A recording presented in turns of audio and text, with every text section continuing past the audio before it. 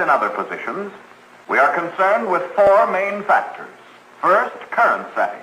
Second, angle of electrode. Third, length of arc. And fourth, speed of travel. It is important in starting the weld that its size and shape be established immediately. Making a uniform weld depends on control of the molten pool.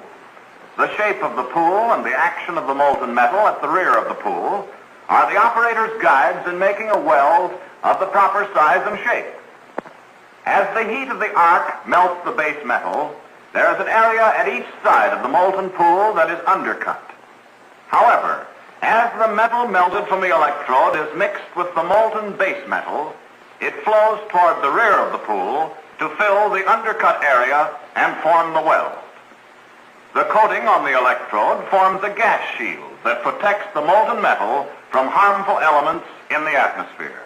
It also furnishes fluxing and slagging ingredients which combine with the impurities in the molten pool. These float to the top and in cooling form a slag over the weld.